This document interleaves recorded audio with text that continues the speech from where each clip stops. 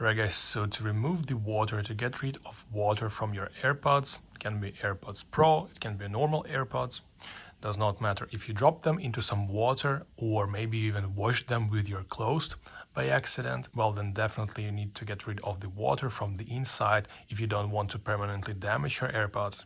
So one of the methods, and the one I'm showing in this video, is utilizing highly vibrating loud sound. So make sure to turn on your AirPods volume to the max and also remove these rubber buds.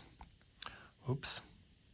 That's of course if you're using AirPods Pro. If you're using normal ones, they're good to go just like so. Okay, so now I will turn on the sound and you just leave them for 5 minutes straight for the sound to do the job. Okay, 3, 2, 1.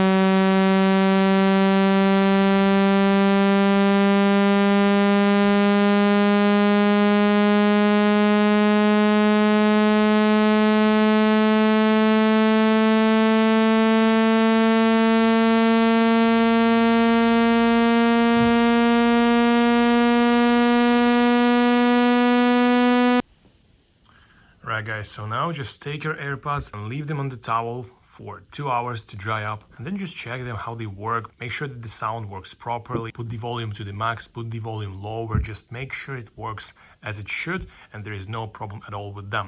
If you found this video useful, please make sure to like this video and subscribe to the channel.